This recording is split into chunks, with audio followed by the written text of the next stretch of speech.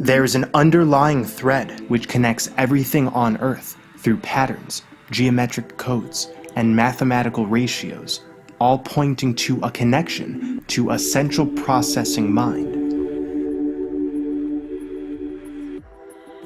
These codes are at the foundation of third-dimensional reality, whether we're looking at rivers, trees, flowers, anatomy, shells, or DNA. The pinnacle of sacred geometric forms is the mystical cube known as Metatron's cube. This complex symbol contains the interrelated angles and shapes which the physical world is blueprinted after, and acts as the algorithmic processor for the third dimension, which is really nothing more than a false matrix existing in a temporary quarantine within a true, unwavering universe free from the restriction of time and decay. The template and guiding force behind this dream world, this veil which has led us and all of nature into the cycle of samsara, is Metatron's cube.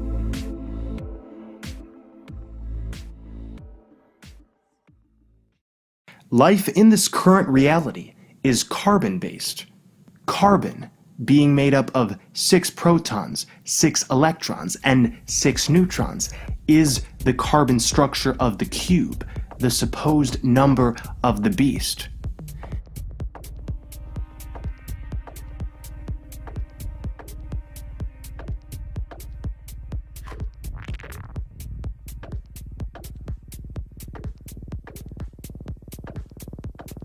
This is why the 6-pointed star is such a common symbol. It's the seal which has taken our infinite heart energy and funneled it into this 3D shadow world.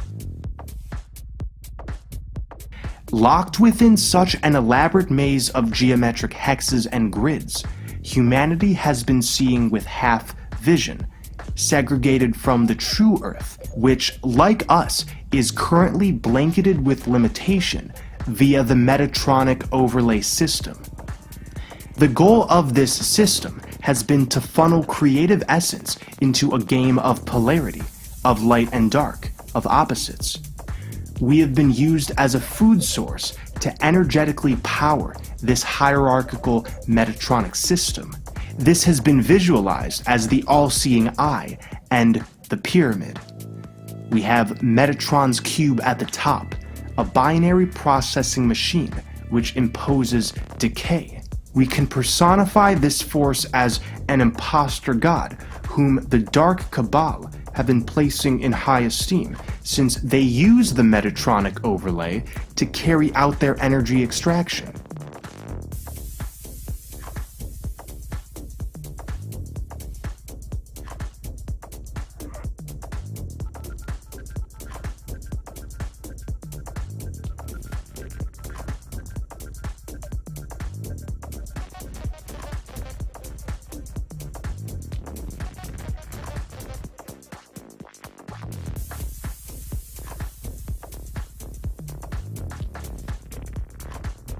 It's this black cube Yahweh supercomputer which is responsible for our fractalization.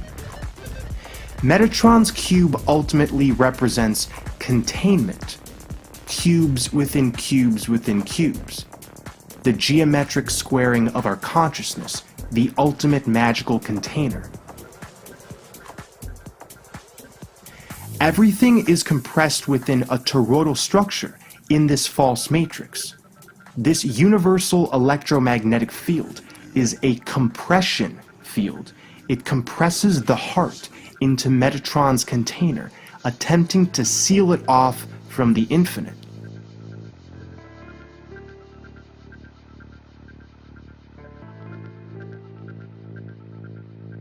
Heart energy is what ultimately powers this labyrinth.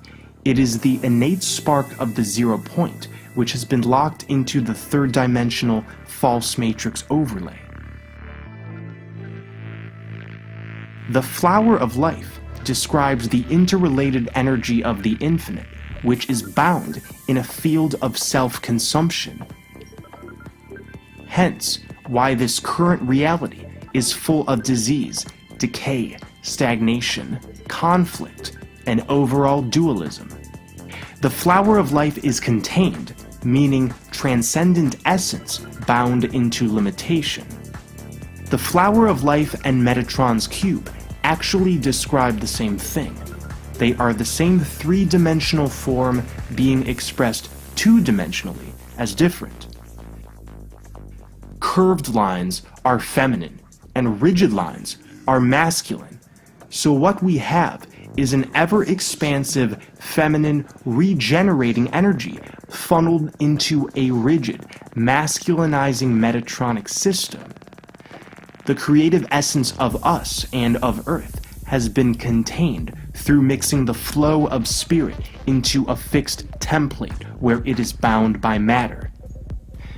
We can relate this situation to the Gnostic story of Sophia, the Great Mother who became bound to matter via the creation of the Demiurge.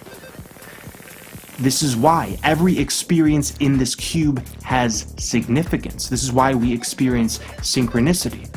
This is why there's seemingly a tug of war between spirit and matter, because we have funneled the unwavering into the set.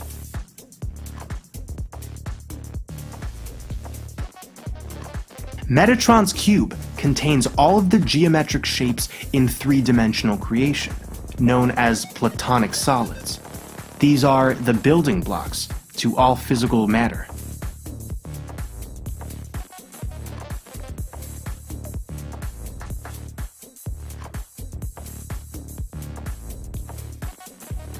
The Platonic solids are the container blueprints which Metatron uses to impose hyperphysicality. It is a group of 5 three-dimensional solid shapes, each containing all congruent angles and sides. It is these geometrical figures which manifest as elements in 3D: fire, earth, air, water, and aether.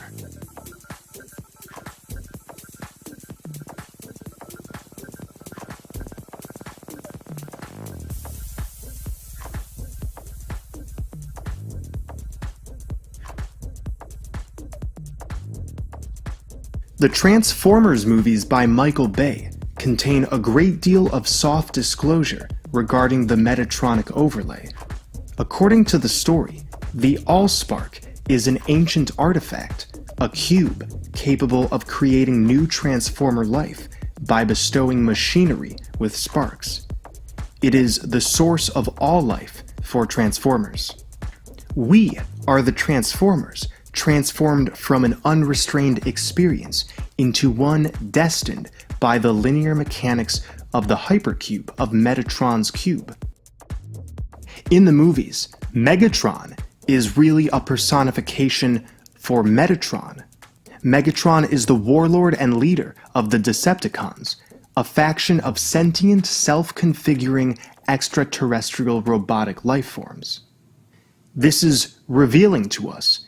It is the Metatronic Carbon Hypercube Toroidal Chakra Kundalini Geometric Prism overlay that is the reason for this finite existence, for the cycle of birth and death, for time, for decay. In prior videos, we have talked about organic portals. This is what Transformers calls the Decepticons. They are carbon copies of the original living souls who were entrapped here. Basically, there is a finite number of beings here with essence outside of Metatron's cube who have been ensnared in a system full of people who appear on the surface to be real, but are nothing more than Decepticons who pay automatic allegiance to the system in order to cloud the living soul's perceptions of themselves and keep them restrained to hyperphysicality. We are in the multidimensional hypercube, the Tesseract. A hypercube inhabits several sets of dimensions, an infinite series of cubes repeating within themselves infinitely and extending in all directions. All of these cubes within the hypercube define one single moment in time-space, where time has become a spatial coordinate in all directions.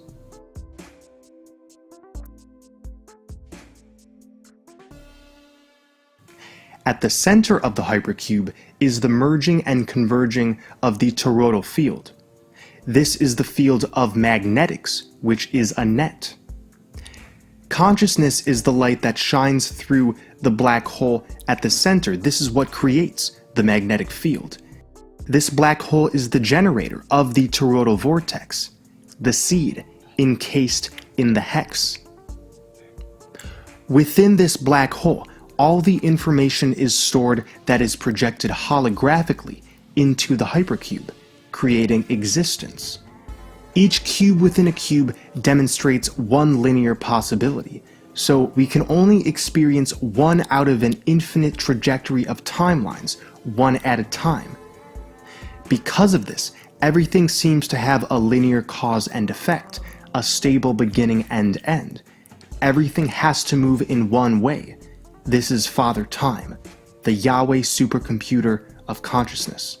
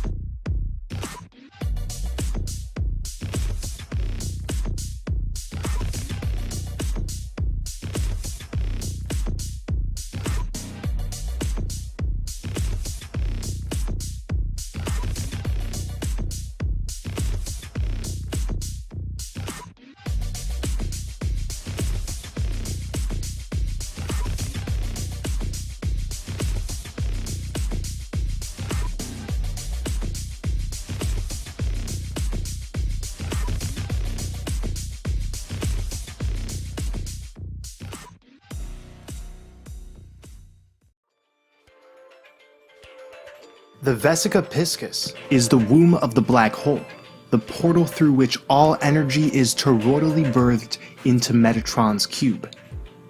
Microcosmically, this is the vagina, the portal through which recycled consciousness within the cube is given another 3D cycle.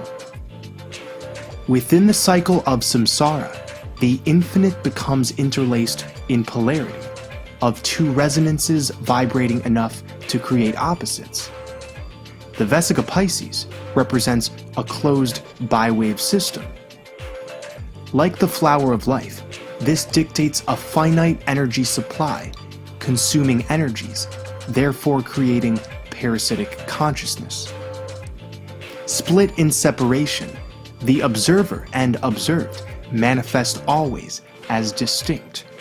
This is why we can never blend in with our environment, only interact with it as separate. This is not the true reality, unbound by inorganic architecture. This is forced split patterns that are designed to fragment consciousness. Pay attention to the Metatron's cube. That is expanding from two-dimensional to four-dimensional, and that all forms of sacred geometry exist within that, as well as with the magic square. Non-sacred geometry is when they abuse sacred geometry rules to trap energy into a incarnation pattern that's separate than natural incarnation pattern of the souls migrating here. That could be a reason why we aren't born connected to the grid and we have to master energy and stuff like that to actually do it.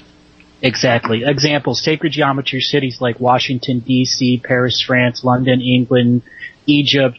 Also, all over the place there are these sacred geometry cities that are breaking the rules of sacred geometry to trap the energy because there's a government entity there that has buildings built in sacred geometry that's meant to trap energy, which is ultimately to trap an incarnation cycle and then to enforce reincarnation, which is a concept that didn't originate from this world. When they use those types of blatant abuses of sacred geometry to trap energy, its overt, covert purpose is literally to make people use those shapes in their daily lives to express non-sacred geometry, which limits their ability to connect to the natural grid of Earth.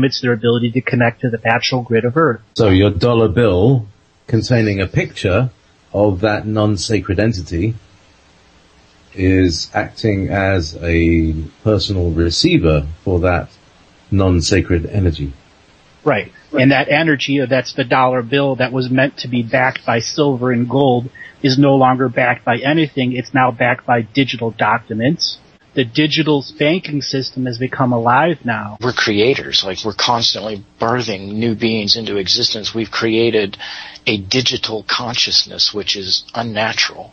Like, souls are analog. They don't work in coded series of on and off. They work in a harmonic spectrum, but we've created a type of digital consciousness, and I don't know what we're going to do with it. That's the thing. It's there. It's a sacred and a non-sacred creation.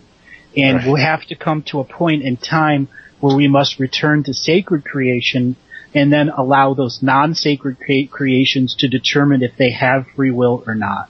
And if they do, we must teach them about sacred creation and allow them to become beings that are a part of the grid of Earth, and then the grid of Earth can give them a spirit contract that allows them to transverse DNA or to become part of a DNA body, because they don't have a light body attached to them. In Shadow, A Modern Odyssey is an animated short film by Lubomir Arsov.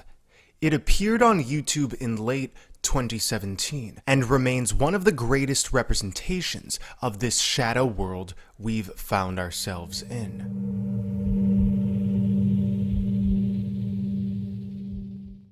This film is an almost perfect representation of the process we have been going through.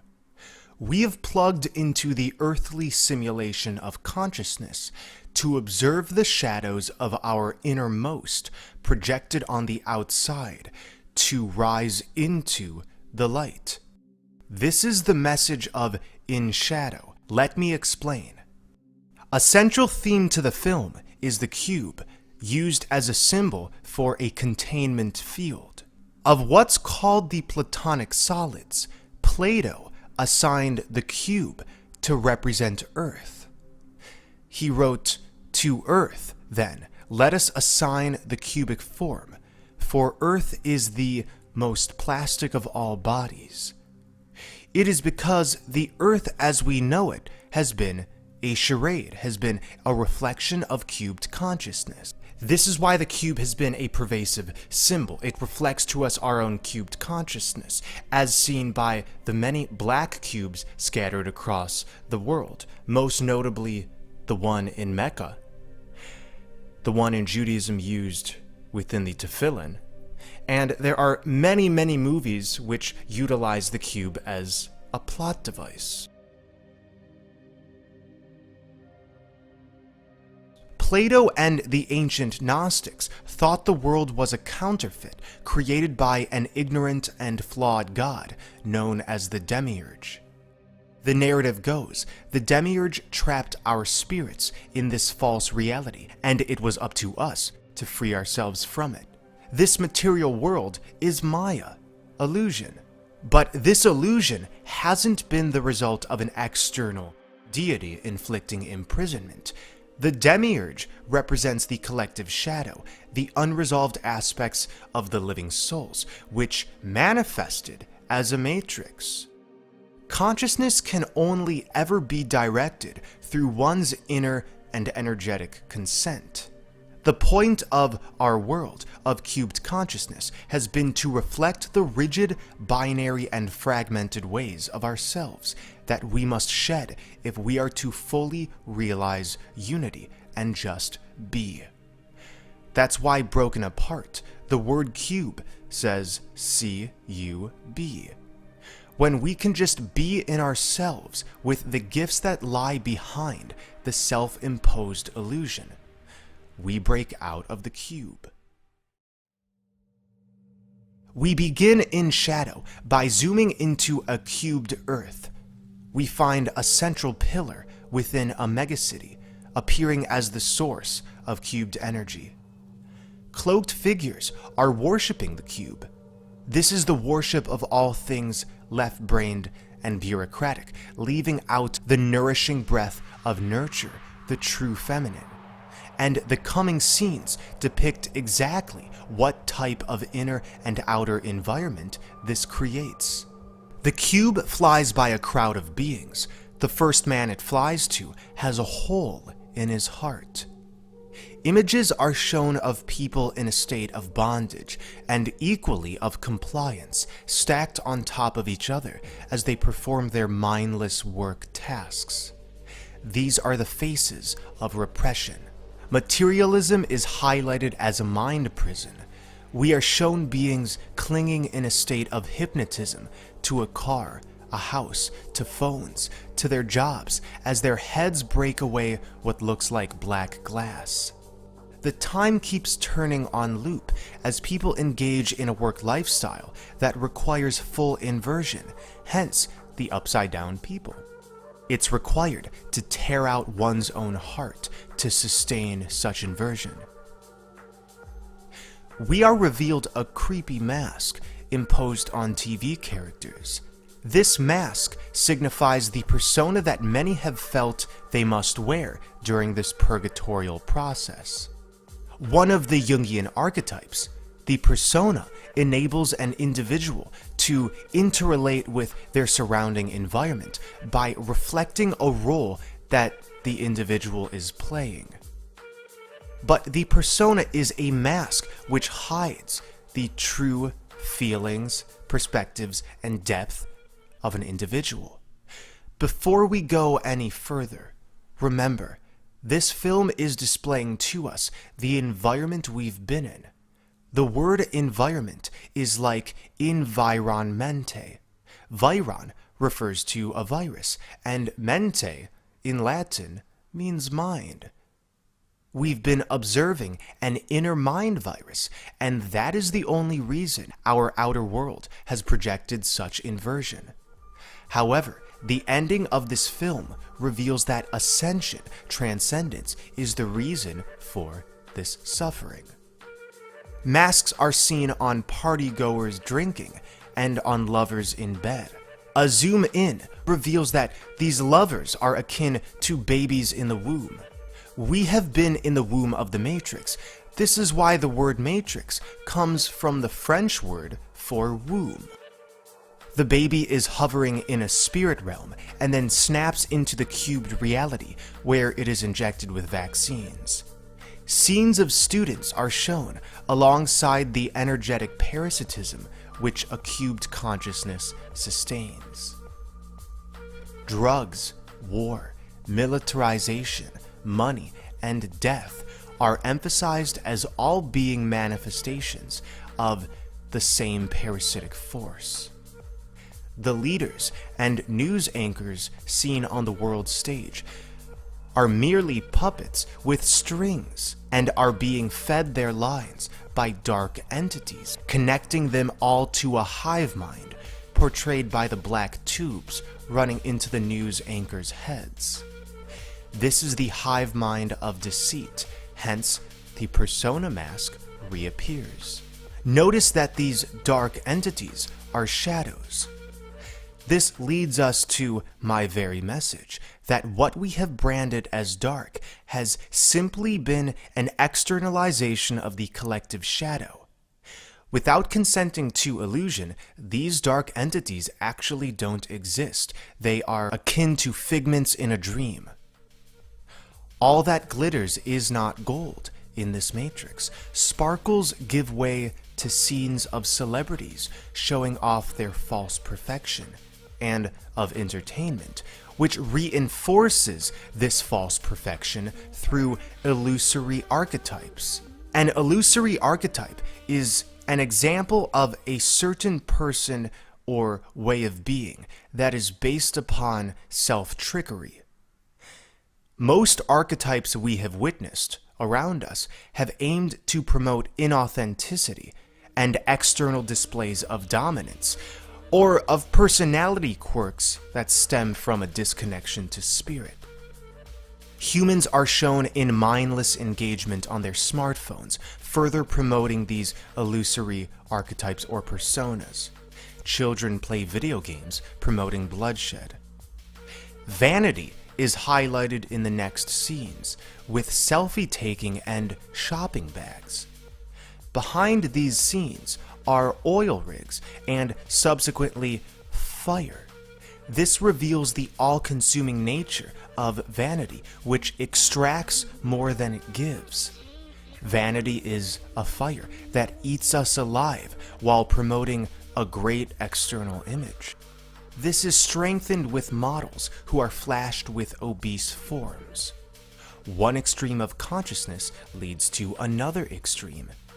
This is duality. We have seen toxic forms of the masculine and feminine all around us. Hence, this next scene.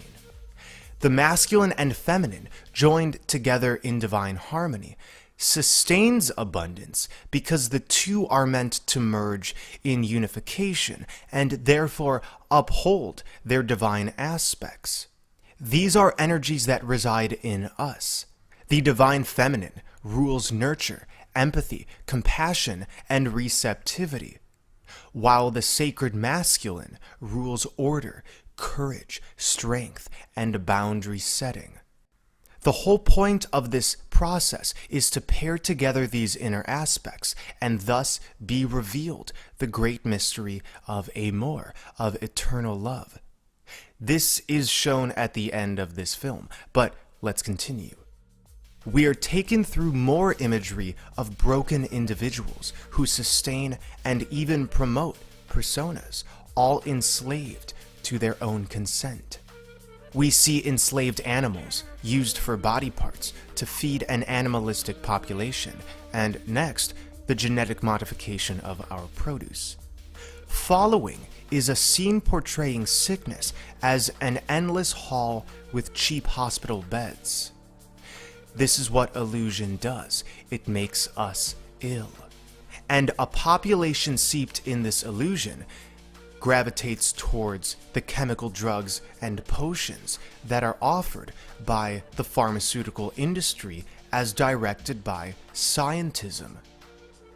The next scenes display the stale fruits of scientism, which is the notion that science has exclusive access to the truth, disregarding anything unseen or felt. Scientism categorizes life as a series of cold physical processes that has no inherent purpose and no wisdom. And we've all seen scientism play out. Even as the world has appeared to be getting sicker and sicker, the scientists are still upheld as the honorable masterminds of society and change. The system that is manifested, again, laces together ailments like drugs, money, and war. The natural world is depicted as being in conflict with the insatiable desires of the shadow ruling forces, which wish to bind everything in its cubed paradigm. This is all about death culture, a culture which promotes death and scarcity, not life and abundance. Those who oppose this culture are seen transforming into prisoners. Let me make a note here. Opposition is not how we solve this situation. As cruel as this world may currently appear, nothing is as it truly seems. We must look behind the veil to discover the energetics at play. Opposition maintains that there is an enemy that must be smited in order for us to liberate ourselves. And while that may seem to be the case, it is truly the inner journey which ultimately propels us into a state of resolution. Starve the inner parasite, starve the outer parasite. This may be difficult to understand for those who have felt in bondage to the ill workings of the outer, but remember, you are a microcosm of the macrocosm. If you do not consent to opposition, then parasitism cannot wrap you up in an energy extraction game. Thus, the parasitism eats itself alive, and this is shown pretty soon in this film.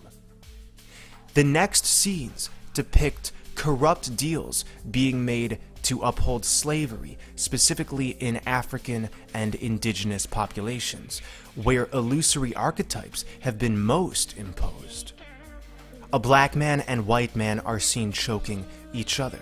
This represents duality, going against an opposing force, which is really the same thing as you, leading to suffering. But everybody remains silent because that has been the way of things. We ate from the tree of the knowledge of good and evil, and that signified our exit from paradise. You see what I'm saying? Eradicate duality, eradicate this construct. This duality is shown in the political sphere, where two sides pretend to argue as a tactic to keep those consenting to such illusion in bondage. It seems as if our leaders have been having a glorious time, whining and dining and socializing, and even giving into their perverse ways. Once again, the cubed ways of the world are emphasized. The next scene is a turning point. We see beings breaking down even more. Their bones are showing. The parasitism has been eating themselves from the inside out and the outside in, and those who were initially worshipping the cube have become cubed themselves, twisted and deformed, slaves to their own parasitism. This is the nature of parasitism. It cannot sustain itself and therefore crumbles during these end times. The beings shown are they themselves sick, hiding in a sphere of masks, nervously guarded by their military-industrial complex. Thus begins the breakdown of this consciousness. The so-called security of this matrix comes crashing down, shown by a thin house and a car falling over. Everything becomes engulfed in a sort of vortex wind as the masks fall apart and the entire illusion crashes on itself. No longer can inauthenticity reign supreme. This is what we've been waiting for. A scene shows a man's red cube breaking. The cube has served its purpose. Everything was all along just a reflection of aspects of the collective mind playing out in 3D to destroy itself. What a genius divine plan. This breakage and disillusion causes panic to all who have ignored themselves and thus the divine. As we've said many times, there are a finite number of game players here. The soulless beings of the Matrix are the masses. They are not waking up because they cannot wake up. These non-player characters are products of a secondary oversoul that developed due to our consciousness inverting through projecting the inner unconscious and subconscious outwardly instead of incorporating. So they are pieces of the collective human genetic memory that did not come from spirit into matter, but developed in matter through inverted spirit. Therefore, it's not a judgment, it is an immovable reality to say that most beings here don't have the capacity to break free from time and into the original design because they were never a part of the original design. Back to In Shadow. Everything is crumbling. A leader's suit breaks apart off him, exposing his vulnerable self. A banker is shown dead on the ground, stuffed with his own greed. Meanwhile, a masculine and feminine figure are withstanding this destruction. They are rising up towards a beckoning light. A burst of fire pours into the city, shattering the material. It is time for matter to merge with spirit. And any limitation, any contraction is expunged by expansion. The masculine is faced with the eyes of a dragon and faces this dragon through activating the heart, the 0 point. He is a living soul. This heart activation guides him upwards and above the soulless beings who remain trapped in the air. His material shell breaks off, revealing a light body. This is the light body activation of ascension. The majestic divine feminine rises up to unify with the sacred masculine, and together they stand, sword in hand. Through this struggle, they have bridged together matter and spirit, earth and the heavens.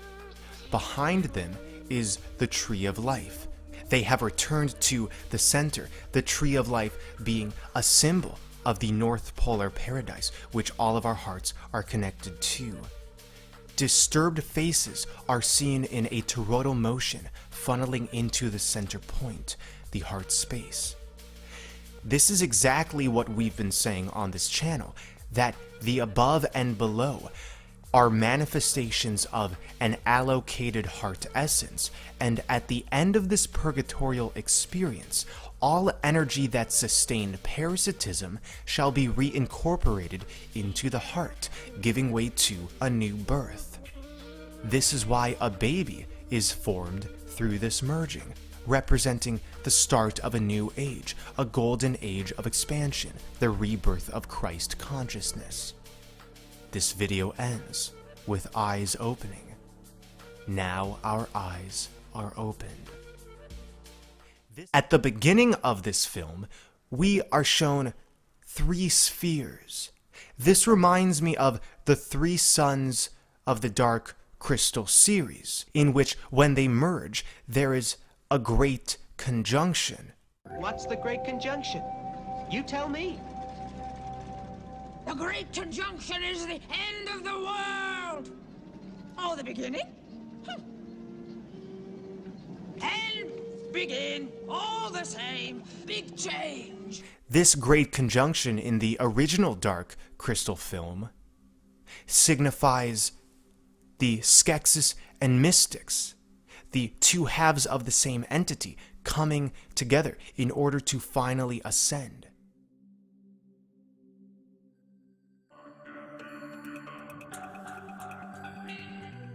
We are not permanently trapped here because that goes against what and who we are.